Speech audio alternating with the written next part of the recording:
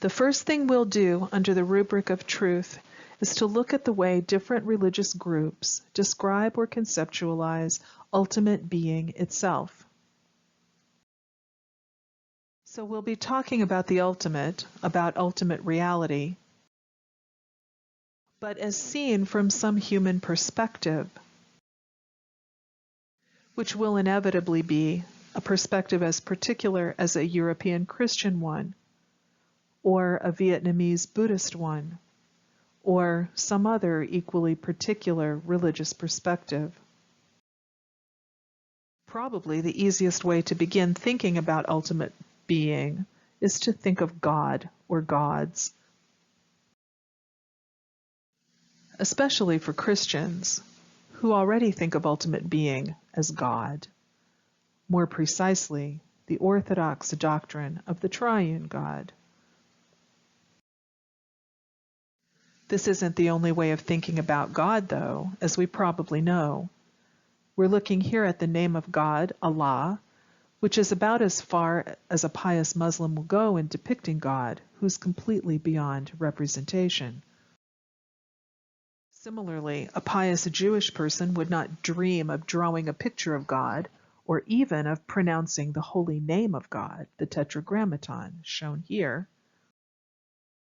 Represents the holy name of God given to Moses from a burning bush, a story told in the biblical book of Exodus in chapters 3 and 4. Judaism, Christianity, and Islam are the theistic religions par excellence, the monotheisms, the religions with just one God, which we often think of as being the paradigm or ideal type of religion in general. Even though, for most of human history, some form of polytheism has been in place. The Egyptians, for instance, recognized many gods. So did the Greeks and the Romans. And the contemporary Yoruba of West Africa and the diaspora continue to recognize many Orishas, and contemporary Hindus likewise have a full pantheon of gods, some of whom, like the important god Vishnu, have taken on multiple specific forms for specific historical missions, like that of the hero Rama or the beloved blue god Krishna. But is this really what we mean by theism? The Western concept of God includes attributes like omnipotence, omniscience, eternity.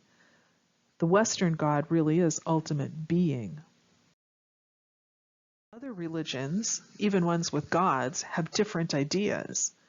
The Buddhist devas, for instance, shown here, are often called gods. And technically they are, but they have finite lives, even though they're very long.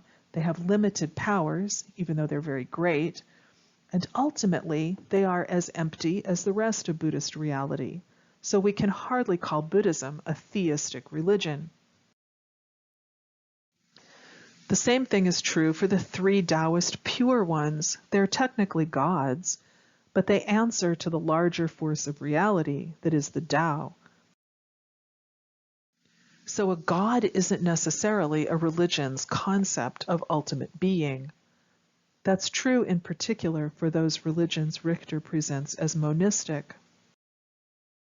Religions like Vedantic Hinduism, with its concept of Brahman, a cosmic unity that is ultimately the only reality there is,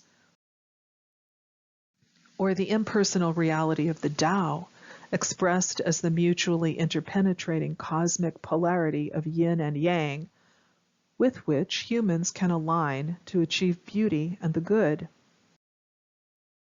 Or the emptiness of Buddhist Shunyata, the ultimate truth of reality as seen from the perspective of Buddhist enlightenment.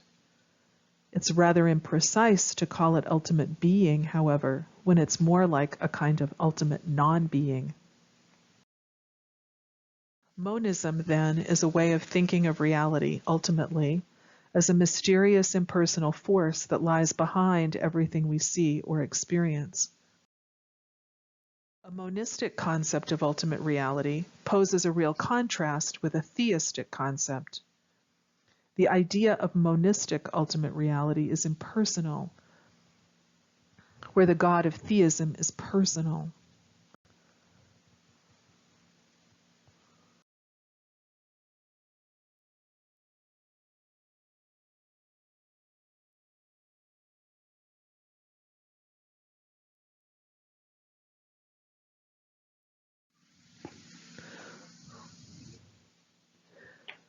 We often describe monistic ultimate reality as immanent, a description that means a reality that is within or throughout the reality we experience.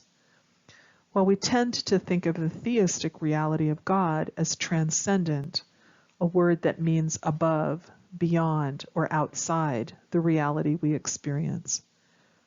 But actually, things aren't that simple, because the God of the monotheisms can also be thought of as immanent as well as transcendent.